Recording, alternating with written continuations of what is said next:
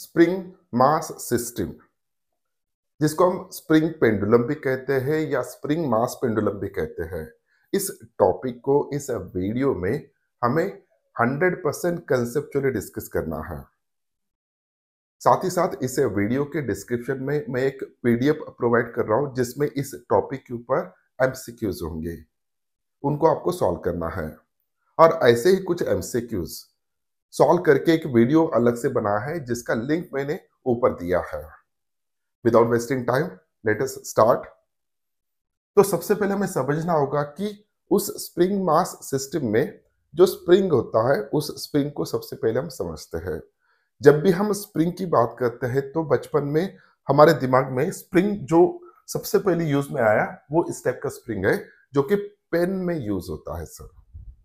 Okay sir, pen में हमने इस टाइप का स्प्रिंग देखा होगा, स्पेशली बटन वाले पेन जो होते हैं उसमें स्प्रिंग होता है अंदर। अब ऐसे स्प्रिंग को अगर हम एक्सपांड करते हैं बाय यूजिंग एक्सटर्नल फोर्स, कुछ एक्सटर्नल फोर्स अप्लाई करके हम अगर हाथों से उसको एक्सपांड करते हैं तो उस स्प्रिंग में जैसे इसका एक्सपेंशन होगा तो इसमें एक रिस्टोरिंग फोर्स जनरेट होता है। ओके सर, तो जो भी रिस्टोरिंग फोर्स जनरेट हो रहा है इस स्प्रिंग को उसके इक्विलिब्रियम पोजीशन पे लाना चाहता है। जितना ज्यादा आप एक्सपांड करोगे उतना ज्यादा रिस्टोरिंग फोर्स उसमें जनरेट होगा। अगर आप उसी स्प्रिंग को अगर कॉम्प्रेस करना चाहते हो तो रिस्टोरिंग फोर्स अपोजिट डायरेक्शन में एक्ट होता है।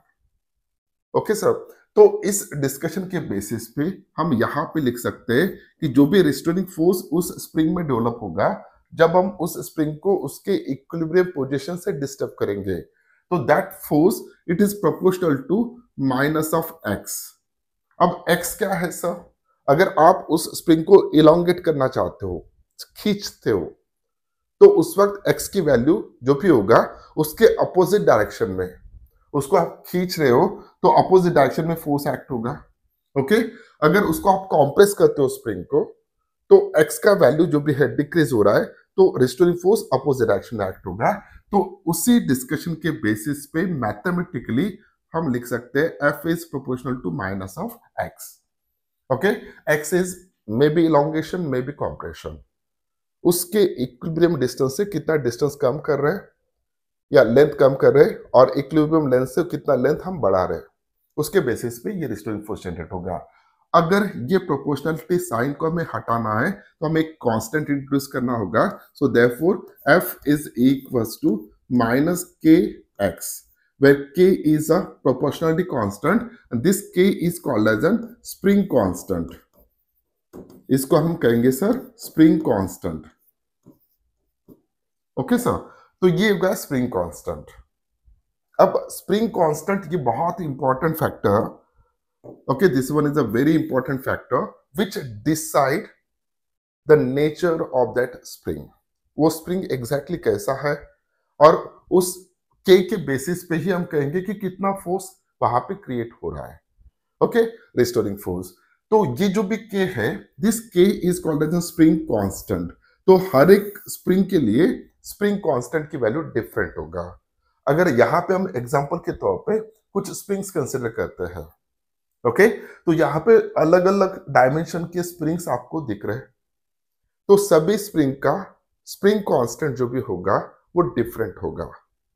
स्प्रिंग कांस्टेंट एग्जैक्टली क्या बताता है सर हमें? स्प्रिंग कांस्टेंट हमें उस स्प्रिंग का सॉफ्टनेस या स्टिफनेस बताता है। फॉर एग्जांपल ये जो स्प्रिंग आपको दिख रहा है इसका स्टिफनेस ज्यादा है, okay it's the stiff one, और ये जो भी स्प्रिंग आपको दिख रहा है इट्स अ सॉफ्ट वन।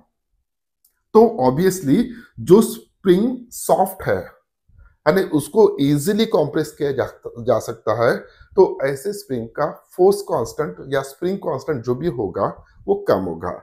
और जिस स्प्रिंग का स्टिफनेस ज्यादा है तो ऐसे का फोर्स स्प्रिंग कांस्टेंट की वैल्यू ज्यादा होगा। स्प्रिंग कांस्टेंट को हम फोर्स कांस्टेंट भी कह सकते हैं, नो डाउट। ओके, लेकिन जब भी हम स्प्रिंग यूज करेंगे तो स्पेशल वर्ड हम यूज करेंगे स्प्रिंग कांस्टेंट। तो यहां पे इसका जो भी स्प्रिंग कांस्टेंट होगा इससे कम होगा। ओके, तो स्प्रिंग कांस्टेंट एग्जैक्टली किसके ऊपर डिपेंड होता है सर? द स्प्रिंग कांस्टेंट ये डिपेंड होता है तीन चार फैक्टर्स के ऊपर। The first one is length of that spring, okay, उस स्प्रिंग का लेंथ कितना है सर। सेकंड फैक्टर है वो जो स्प्रिंग बना है उसका रेडियस कितना है सर, स्पाइरल रेडियस जिसे हम बोलेंगे, ओके सर। उसके बाद किस मटेरियल से हम इसको यूज कर रहे हैं या मटेरियल से बना रहे, तो वो भी यहाँ पे मैटर करता है सर। यहाँ पे उसका जो भी थिकनेस है वो थिकनेस भी मैटर करता है सर। ऐसे बहुत सारे फैक्टर्स हो सकते हैं जिसके ऊपर उस स्प्रिंग का स्प्रिंग कांस्टेंट डिपेंड होगा, ओके सर। इतना तो हमें समझ में आ गया कि हर एक स्प्रिंग को स्प्रिंग कांस्टेंट होता है सर। और वो स्प्रिंग कांस्टेंट किसके ऊपर डिपेंड होता है, स्प्रिंग कांस्टेंट इन फैक्टर्स के ऊपर डिपेंड होता है। उस स्प्रिंग का लेंथ कितना है, उसका रेडियस कितना है, उसका किस मटेरियल से बना है, ओके, और उसका थिकनेस कितना है, ये सभी मैटर्स वहां पे करते हैं सर। अगर हम ऐसा सोच के चलते हैं कि हम दो स्प्रिंग इमेजिन करेंगे, दोनों का रेडियस सेम रखेंगे, एक ही मटेरियल से बना है, दोनों का थिकनेस भी सेम है, सिर्फ लेंथ हम चेंज करेंगे, ओके सर।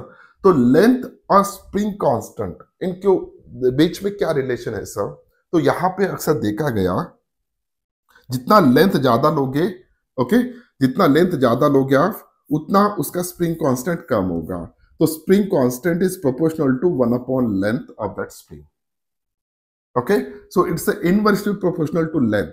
जितना लेंथ ज्यादा होगा स्प्रिंग का, बाकी चीजें हम कांस्टेंट अगर रखते हैं, मटेरियल सेम है, रेडियस सेम है, थिकनेस भी सेम है स्प्रिंग का, तो जितना ज्यादा लेंथ होगा उतना उस स्प्रिंग का स्प्रिंग कांस्टेंट कम होगा। जितना कम लेंथ होगा उतना उसका स्प्रिंग कांस्टेंट ज्यादा होगा, ओके। अगर यहां पे मैं दो स्प्रिंग इमेजिन करता हूं having same made up of same material having same radius, तो यहां पे इसका लेंथ ज्यादा है सर और इसका लेंथ कम है। दोनों सेम मटेरियल से बने हैं, दोनों का रेडियस सेम है, दोनों का थिकनेस सेम है, सिर्फ लेंथ डिफरेंट है।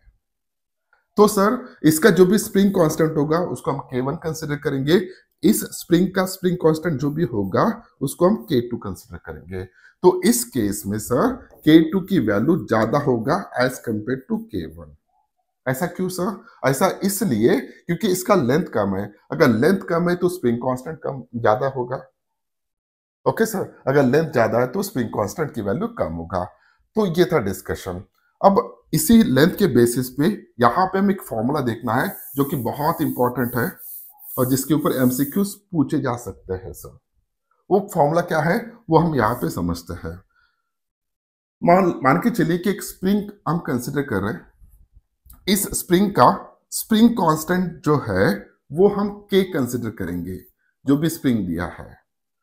अब इस स्प्रिंग को हम दो टुकड़े कर लेते हैं, ओके, दो टुकड़े करते हैं। मान के चलिए कि एग्जैक्टली यहां से मैंने इसके पार्ट किए, दो पार्ट।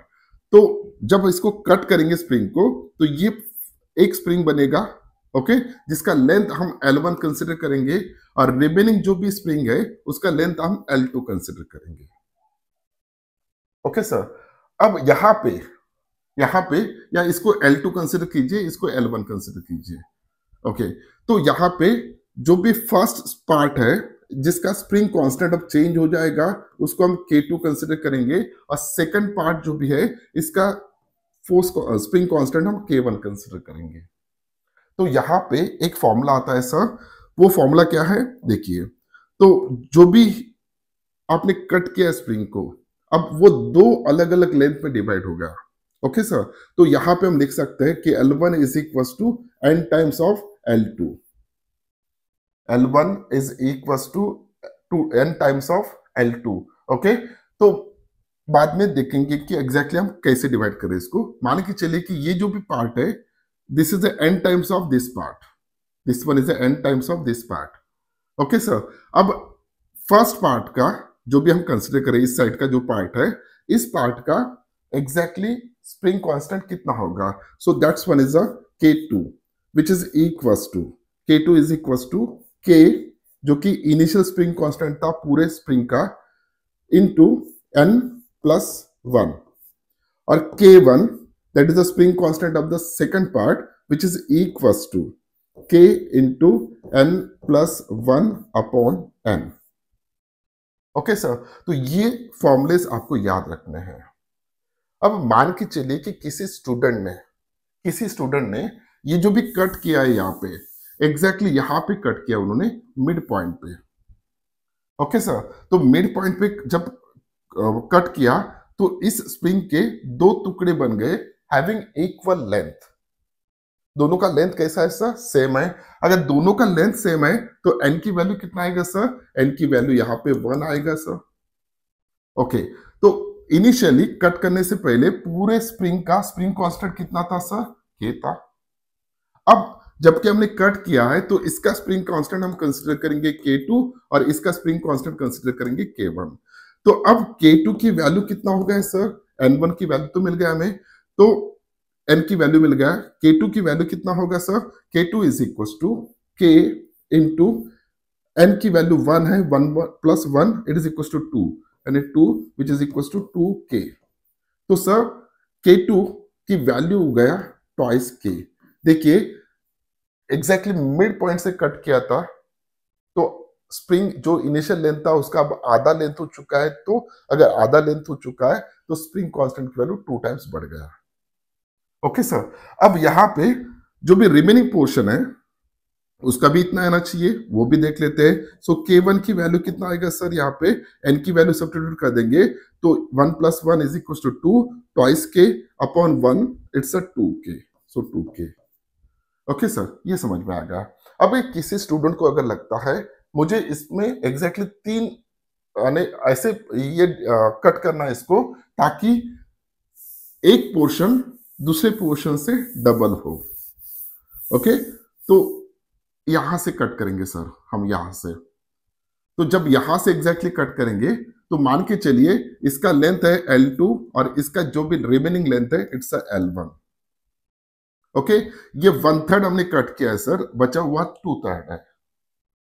अब यहां पे अगर ये 1/3 है और ये 2/3 है तो L1 is equal to 2 times of L2 होना चाहिए सर।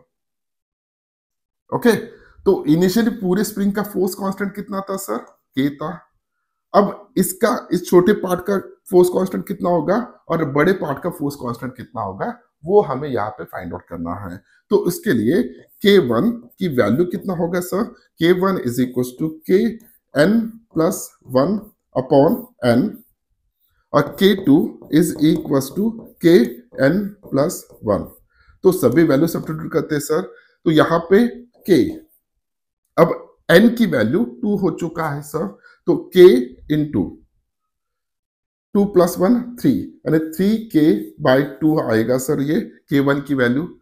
सो ये इधर की वैल्यू कितना आ गया सर? अब K1 की वैल्यू आ गया 3/2K यानी 1.5 टाइम्स K। ओके सर, अब सेकंड पार्ट जो था L2 जिसका लेंथ था उसकी वैल्यू कितना आएगा सर? तो वो हम सब्स्टिट्यूट करेंगे। N की वैल्यू में 2 सब्स्टिट्यूट करना है, 2 plus 1 is equal to 3K। तो इसका जो भी स्प्रिंग कांस्टेंट आया वो 3K आया है और इसका जो भी स्प्रिंग कांस्टेंट आया यानी ये K2 की वैल्यू और K1 की वैल्यू है 1.5K। ओके सर, तो इस हिसाब से हमें यहाँ पे जब भी हम किसी स्प्रिंग को कट करते हैं तो उसकी वैल्यू हमें रिमेनिंग जो भी पार्ट्स रहेंगे कट करने के बाद तो उनके फोर्स कांस्टेंट हमें स्प्रिंग कांस्टेंट हमें फाइंड आउट करते आना चाहिए। ओके सर, तो ये था डिस्कशन अबाउट स्प्रिंग।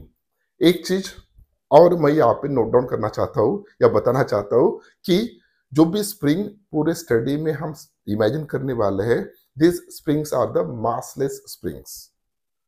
इनका खुद का मास नहीं होता है, ऐसा हम इमेजिन करके चलते हैं। ओके, अगर मासलेस स्प्रिंग हम अगर कंसिडर करते हैं तो जब भी इस स्प्रिंग को हम एक्सपांड करते हैं जो भी रिस्टोरिंग फोर्स जनरेट होता है तो वो रिस्टोरिंग फोर्स हर पॉइंट पे स्प्रिंग के सेम रहेगा। अगर हम मासलेस स्प्रिंग इमेजिन करते हैं तो, अगर मासिव स्प्रिंग इमेजिन करते हैं, स्पेशली जेडब्ल्यू के एग्जाम में पूछ सकते हैं, तो ये फोर्स की वैल्यू जो भी है हर पॉइंट पे डिफरेंट होगा। एग्जैक्टली वो कैसे होगा आने वाले लेक्चर्स में हम पूरे डिटेल में उसके बारे में डिस्कस करने वाले हैं। ओके, तो इतना याद रखिएगा, हमारे स्टडी में जितने भी स्प्रिंग्स हम नॉर्मल स्प्रिंग की बात जब करते हैं, these springs are massless springs. Okay, तो ये था discussion about the spring. For spring constant क्या डिसाइड करता है सर? स्टिफनेस या सॉफ्टनेस। अगर हम सेम मटेरियल के, सेम रेडियस के, सेम थिकनेस के स्प्रिंग्स इमेजिन करते हैं तो उनका स्प्रिंग कांस्टेंट किसके ऊपर डिपेंड होगा सर? लेंथ के ऊपर। जितना ज्यादा लेंथ होगा उतना कम स्प्रिंग कांस्टेंट रहेगा। जितना छोटा स्प्रिंग लेंगे आप उतना ज्यादा स्प्रिंग कांस्टेंट की वैल्यू बढ़ेगा, जो कि हमें यहाँ पे दिख रहा है। इनिशियली पूरे लेंथ का स्प्रिंग कांस्टेंट कितना था सर? के। अब दो पार्ट में कट करने के बाद छोटी पार्ट का स्प्रिंग कांस्टेंट कितना कैलकुलेट किया? 3 टाइम्स ऑफ के। Okay sir. और रिमेनिंग पोर्शन का स्प्रिंग कांस्टेंट कितना किया? 1.5 टाइम्स ऑफ के। तो ये था डिस्कशन अबाउट स्प्रिंग। अब जो इंपॉर्टेंट है वो है स्प्रिंग पेंडुलम। ओके, अब स्प्रिंग पेंडुलम एग्जैक्टली क्या होता है? It is a combination of spring and block या कोई भी ऑब्जेक्ट। यहां पे हम एक ब्लॉक इमेजिन कर रहे हैं जिस ब्लॉक का मास है m। स्प्रिंग का एक एंड जो है इस ब्लॉक को कनेक्टेड है और दूसरा एंड जो भी है यहां पे उसको हमने फिक्स कर दिया। This one is a rigid support. Okay, this one is a rigid one. तो ये रिजिड सपोर्ट को यहाँ पे हमने अटैच कर दिया एक एंड को। अब ये फिक्स रहेगा हमेशा के लिए। जब इस ब्लॉक को हम मूव करेंगे आगे पीछे तब इस स्प्रिंग का कॉम्प्रेशन हो सकता है या इलॉन्गेशन होगा। ये कंटिन्यूसली चलता रहेगा।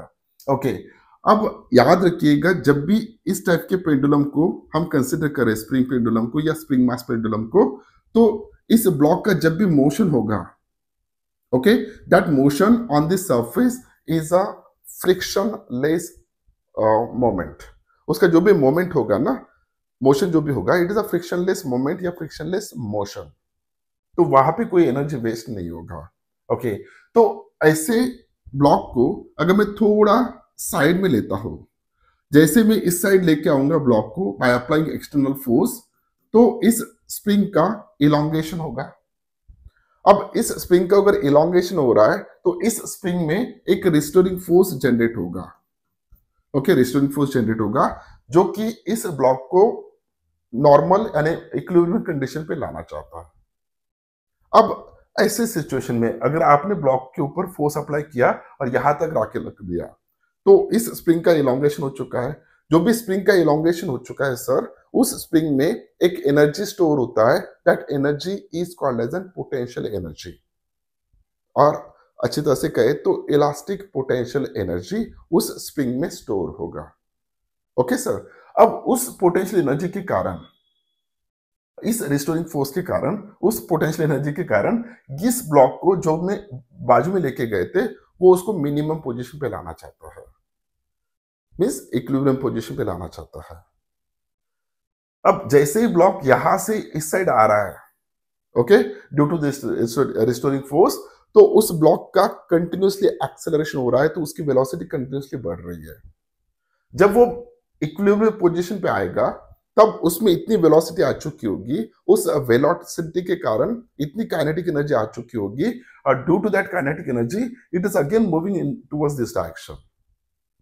ओके, अब इनर्शिया के कारण वो यहां से तो यहां तक आ गया, लेकिन काइनेटिक एनर्जी इतना ज्यादा है क्योंकि उसके इनर्शिया ऑफ मोशन के कारण वो ब्लॉक इस साइड आना चाहता है। लेकिन जब भी ब्लॉक इक्विलिब्रियम पोजीशन से इस साइड आ रहा है तब उस स्प्रिंग का कॉम्प्रेशन हो रहा है।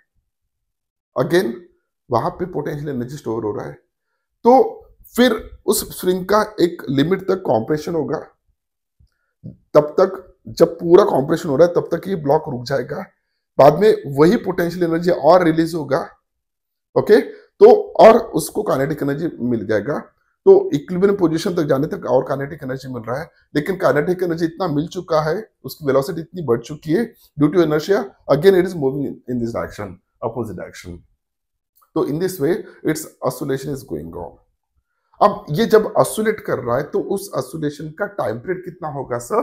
तो यहाँ पे हम डायरेक्टली लिखते हैं, थ्योरेटिकल पे ज्यादा जोर न देते हुए। सो जो भी टाइम पीरियड होता है ऐसे ऑसिलेशंस के, that time period 2 pi is equals to under root of, sorry, T is equals to 2 pi under root of, यहाँ पे इनर्शिया फैक्टर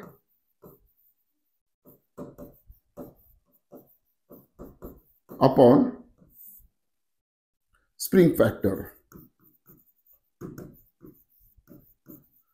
अब सर यहाँ पे इनर्शिया फैक्टर कौन है? मास। और स्प्रिंग फैक्टर कौन है? Spring constant. So T is equals to 2 pi under root of m, that is the inertia factor, upon k, this one is the spring factor. So this is a required formula which gives the time period of oscillation of that spring mass system या spring pendulum का जो भी time period होगा, that time period is equal to 2 pi under root of m upon k. अब sir ये time period किसके ऊपर depend होगा? So ये time period डिपेंड होगा मास के ऊपर।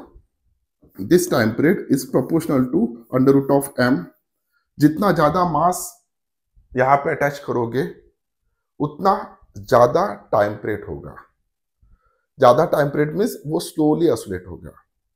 ओके, छोटा मास अगर रख दिया आपने तो फास्ट ऑसिलेट होगा एंड टाइम पीरियड की वैल्यू कम होगा। सो यहाँ पे जो भी मास आप अटैच कर रहे हो उस स्प्रिंग को जिसके ऑसिलेशन करवा रहे हो, तो उस मास के ऊपर टाइम पीरियड डिपेंड होगा, जो कि हमें इस फॉर्मूले से दिख रहा है सर। सेकेंडली, जो भी टाइम पीरियड है, this one is proportional to 1 upon under root of K. K क्या है सर? के इज अ स्प्रिंग कांस्टेंट। अगर हम यहाँ पे ऐसा स्प्रिंग इमेजिन करते हैं कि जिसका स्प्रिंग कांस्टेंट बहुत ज्यादा है, अगर स्प्रिंग कांस्टेंट ज्यादा है सर, तो डेफिनेटली टाइम पीरियड की वैल्यू क्या होना चाहिए सर? कम होना चाहिए। अगर स्प्रिंग कांस्टेंट बहुत कम है, स्प्रिंग बहुत सॉफ्ट है, तो वो ज्यादा ऑसिलेट होगा, यानी वक्त ज्यादा लगेगा उसको। ऑसिलेट कितना भी हो, वक्त ज्यादा लगेगा उसको। ओके, सो फोर्स कांस्टेंट या स्प्रिंग कांस्टेंट की वैल्यू अगर कम है तो टाइम पीरियड की वैल्यू ज्यादा होगा। स्प्रिंग कांस्टेंट की वैल्यू अगर ज्यादा है तो टाइम पीरियड की वैल्यू कम होगा। तो इन दो पैरामीटर्स के ऊपर time period of that oscillation is depends. Okay sir, ये था टाइम पीरियड के बारे में डिस्कशन। अब यहाँ पे जो भी हम डिस्कस करेंगे वो देखिए कि अगर इन केस इस स्प्रिंग को हमने मासिव स्प्रिंग कंसिडर किया है, अब तक हमने जो भी स्प्रिंग इमेजिन किया था मासलेस स्प्रिंग था सर। अब मान के चलिए कि ये जो स्प्रिंग है इस सिस्टम में, इस स्प्रिंग का मास हम कैपिटल एम कंसिडर करते हैं और ब्लॉक का मास जो भी है स्मॉल एम कंसिडर करते हैं। अगर आप मासिव स्प्रिंग अगर कंसिडर कर रहे हैं, ऐसे सिचुएशन में उसके अगर ऑसिलेशंस हो रहे हैं, तो क्या सर ये फॉर्मूला चेंज होगा क्या? आंसर इज दैट यस, ये फॉर्मूला थोड़ा चेंज होगा, नेचर वही रहेगा, सिर्फ एम की वैल्यू चेंज होगा। ओके, तो एम इफेक्टिव यहां पे हमें यूज करना होगा। अब एम इफेक्टिव क्या है सर? एम इफेक्टिव जो भी है, it is equals to small M, that is the mass of the block plus capital M upon 3, where capital M is a mass of that spring. तो इस system के लिए जिसमें हम मासिव स्प्रिंग या ऐसा स्प्रिंग यूज कर रहे हैं जिसका मास है, तो उस सिस्टम का जब ऑसिलेशन होगा तो उसका टाइम पीरियड क्या होगा sir? The time period is equals to 2 pi under root of m small m plus capital M upon 3 upon K, where K is a spring constant, M is a mass of the spring, small m is a mass of the block. Okay, so ये होगा sir time period. अब situation ऐसे भी आ सकती है sir कभी कभी कि एक ब्लॉक यहां पे हमने यूज किया है सर, ये स्प्रिंग है सर, ओके, और ये दूसरा ब्लॉक हमने यहां पे यूज किया है सर। इसका मास है m1 सर, इस ब्लॉक का मास है m2 और इसका जो भी स्प्रिंग है, स्प्रिंग कांस्टेंट है k सर। अब इन दोनों को अगर पास में लाके एक ऐसे प्लेटफॉर्म पे जो स्मूथ है, अगर हम छोड़ देते हैं तो वो ऑसिलेट होगा सर। अगर वो ऑसिलेट होगा तो इसमें इसका टाइम पीरियड क्या होगा ऑसिलेशन का? तो सिंपल है सर, यहां पे हम रेडियस मास कंसिडर करेंगे। ऐसे सिचुएशन में हम रेडियस मास कंसिडर करेंगे। So 1 upon M R radius mass is equal to 1 upon m1 plus 1 upon m2। Okay sir, तो जब हम इसको सॉल्व करेंगे, so it's m1 plus m2 upon m1 m2। So M R की value कितना हो गया सर? रेडियस मास का value, so m1 m2 upon m1 plus m2। Okay sir, अब ये हम क्या करेंगे, ये हम इस टाइम पीरियड में रखेंगे। टाइम पीरियड के फॉर्मूले में। तो नया टाइम पीरियड जो बनेगा इस टाइप के सिस्टम का, so new time period is equal to 2 pi under root of reduce mass m1 m2 upon m1 plus m2। Okay, ये हो गया रिड्यूस मास अपॉन जो k था ऑलरेडी वही लिखेंगे हम, स्प्रिंग कांस्टेंट k। तो ये फॉर्मूला हम यूज करेंगे सर इस टाइप के सिस्टम के लिए। ओके सर, यहां तक कुछ प्रॉब्लम? ओके, अब तक हमने देखा है कि जब भी स्प्रिंग पेंडुलम होता है तो उस स्प्रिंग पेंडुलम का टाइम पीरियड किसके ऊपर डिपेंड होगा। अगर हम मासिव स्प्रिंग कंसिडर करते हैं तो टाइम पीरियड कैसे होगा। अगर हम इस टाइप का पेंडुलम कंसिडर करते हैं जिसमें एक ही स्प्रिंग को दो मासेस अटैच किए है और दोनों ऑसिलेट हो रहे हैं, तो उस ऑसिलेशन का टाइम पीरियड हम कैसे फाइंड आउट करेंगे, ये भी हमने यहाँ पे देखा है।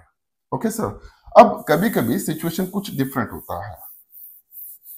अब देखिए, ये स्प्रिंग मास सिस्टम क्यों इतना इंपॉर्टेंट है, क्योंकि इसका जो भी टाइम पीरियड होता है sir, it is not depends on the acceleration due to gravity.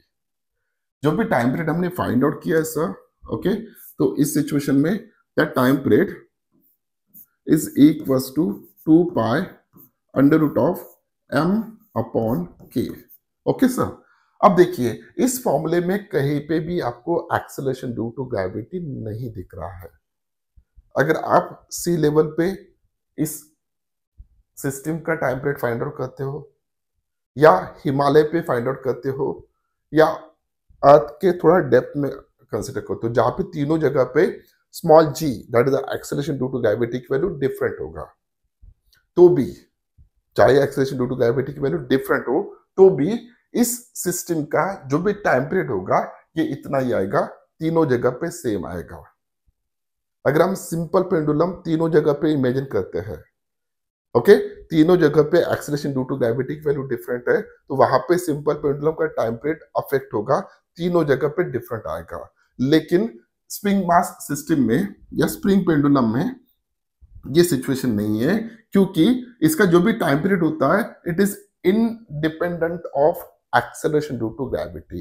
ये किसके ऊपर डिपेंड होता है सर, हमने ऑलरेडी डिस्कस किया है, it depends on the mass and spring constant. Okay sir, अब यहां पे ये तो हमने कह दिया, अब थोड़ा सिचुएशन डिफरेंट लेते हैं, इस टाइप का सिचुएशन लेते हैं। अब सर अगर हमने एक स्प्रिंग कंसिडर कर रहे हैं जिसका नेचुरल लेंथ था L, ओके, नेचुरल लेंथ था कैपिटल L कंसिडर करते हैं। अब उस नेचुरल लेंथ के होते हुए ओके, एक सब साइड को हमने इसको रिजिड पे फिक्स कर दिया, दूसरा साइड फिलहाल ओपन है। अब जैसे ही m इतना मास हम यहाँ पे अटैच कर देंगे, क्या होगा सर, इस स्प्रिंग का थोड़ा इलोंगेशन होगा। जैसे ही हम मास को अटैच कर देते हैं स्प्रिंग का थोड़ा इलोंगेशन होता है, जो भी इलोंगेशन हो रहा है उस इलोंगेशन को हम L कहेंगे। अब इलोंगेशन क्यों हो रहा है सर, इलोंगेशन इसलिए हो रहा है जैसे हम मास को अटैच कर रहे हैं तो ग्रेविटी के कारण ओके नीचे एक फोर्स एक्ट हो रहा है, that force is the gravitational force mg। तो इस फोर्स को बैलेंस करने के लिए यहां पे इसका इलोंगेशन होगा, तो इलोंगेशन जब होगा तो ऑब्वियसली इस स्प्रिंग में एक रिस्टोरिंग फोर्स क्रिएट होगा। अगर इस स्प्रिंग का फोर्स स्प्रिंग कांस्टेंट अगर हम k कंसीडर करते हैं और इसका इलोंगेशन कितना हो चुका है सर, स्मॉल l, तो this force is equal to minus K L आएगा, यानी माइनस के एल इतना रिस्टोरिंग फोर्स जनरेट हो रहा है ऊपर के डायरेक्शन में। Okay sir, minus K L इतना रिस्टोरिंग फोर्स जनरेट हो रहा है। अगर मैग्नीट्यूड के फॉर्म में हम लेते हैं तो जो भी रिस्टोरिंग फोर्स जनरेट हो रहा है it's a k into L, ऊपर के डायरेक्शन में k into L. What is l? elongation when we attach mass. What is k sir? K is a restoring force, sorry, k is a spring constant. Okay, what is mg? It's a gravitational force. अब gravitational force और ये restoring force जब balance हो जाएगा तो तब जाके ये एक स्टेबल हो जाएगा, और उस स्टेबल पोजीशन को ही हम अब इस सिस्टम के लिए इक्विलिब्रियम पोजीशन कंसीडर करेंगे। ओके सर, वो वहां पे आके रुक गया है। अब ऐसे सिचुएशन में अगर हम इसको डिस्टर्ब करते हैं तो ये ऑसिलेट होना स्टार्ट होगा about this equilibrium position. Okay, तो अब ये जो भी इक्वेशन था इस इक्विलिब्रियम पोजीशन पे दो फोर्सेस बैलेंस हो चुके हैं सर। कौन कौन से फोर्सेस बैलेंस हो चुके हैं sir? M G gravitational force is equals to K into L. Okay sir, दोनों बैलेंस हो चुके हैं, इसलिए वो इक्विलिब्रियम पोजीशन मिला, वहां से वो ऑसिलेट होगा। अब ऑसिलेट होगा तो उसका टाइम पीरियड कितना होगा सर? टाइम पीरियड हम इस फॉर्मूले के बेसिस पे फाइंड आउट कर सकते हैं, या m upon k is equals to l upon g। Okay sir, तो ये यहां पे होगा, एक इक्वेशन मिला। अब इसकी वैल्यू हम यहां पे सब्स्टिट्यूट कर देंगे, सो हमें नया टाइम पीरियड मिलेगा। सो न्यू टाइम पीरियड का फॉर्मूला मिलेगा, टाइम पीरियड वही रहेगा, नया फॉर्मूला मिलेगा, t is equal to 2 pi under root of l upon g। ये किसका टाइम पीरियड है सर? ये स्प्रिंग पेंडुलम का ही टाइम पीरियड है, सिर्फ वर्टिकल मोशन में। यहाँ पे कैसे मोशन हो रहा था सर? यहाँ पे हॉरिजॉन्टल मोशन हो रहा था, यहाँ पे कैसे हो रहा है? वर्टिकल मोशन हो रहा है। अब यहाँ पे मैं एक क्वेश्चन आपको पूछना चाहता हूं, क्या इस फॉर्मूले के बेसिस पे आप ये कहेंगे कि टाइम पीरियड जो भी होता है सर वो एक्सेलरेशन ड्यू टू ग्रेविटी के ऊपर डिपेंड होता है? Answer is that no. Why not?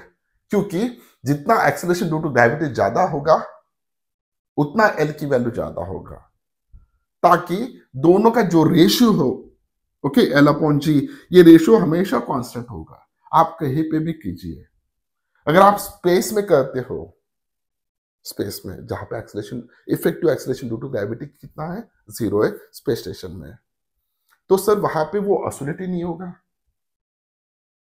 Sorry, वहां पे वो इलोंगेट ही नहीं होगा, इलोंगेट नहीं होगा, ऑसिलेट होगा, इलोंगेट नहीं होगा। तो यहाँ पे हमेशा याद रखिएगा कि जो भी जी है, जितना वैल्यू बढ़ेगा एल भी उतने प्रोपोर्शन में बढ़ेगा।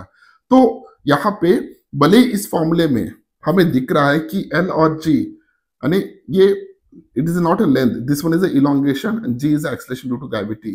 जितना ज्यादा एक्सेलरेशन ड्यू टू ग्रेविटी होगा उतना ज्यादा इलोंगेशन होगा, जितना कम जी की वैल्यू होगा उतना कम एल की वैल्यू होगा, दोनों का रेशियो सेम होगा।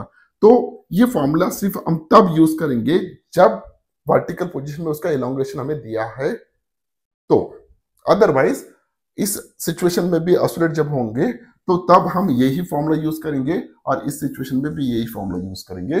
T is equals to 2 pi under root of m upon k, where m is the mass of that block, k is a spring constant. ये था discussion about the spring pendulum.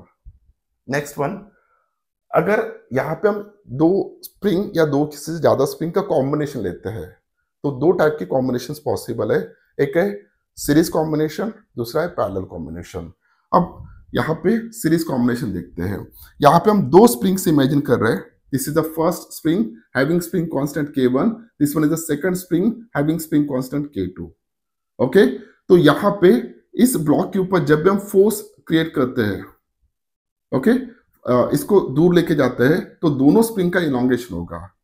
तो जब हम इसको दूर लेके जा रहे हैं तो इस फोर्स स्प्रिंग सिस्टम में एक रिस्टोरिंग फोर्स जनरेट हो रहा है। अब सीरीज कॉम्बिनेशन में याद रखिएगा, सीरीज कॉम्बिनेशन में जो भी रिस्टोरिंग फोर्स इस कॉम्बिनेशन ऑफ स्प्रिंग में प्रोड्यूस होता है वो हर पॉइंट पे सेम रहेगा। ओके, फोर्स दोनों स्प्रिंग में सेम रिस्टोरिंग फोर्स जनरेट होगा, लेकिन दोनों में जो भी इलोंगेशन प्रोड्यूस होगा उस इलोंगेशन की वैल्यू डिफरेंट हो सकता है। ओके, इलोंगेशन की वैल्यू डिफरेंट होगा। अगर दोनों स्प्रिंग सेम है, सेम फोर्स कांस्टेंट के, तो दोनों का इलोंगेशन भी सेम होगा।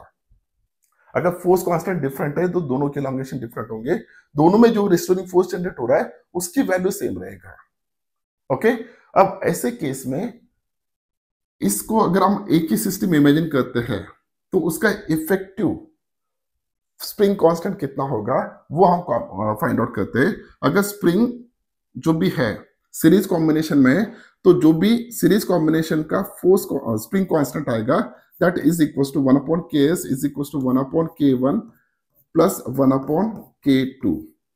Okay, this is equal to K2 plus K1 upon K1 into K2। Okay, so KS की वैल्यू कितना होगा सर?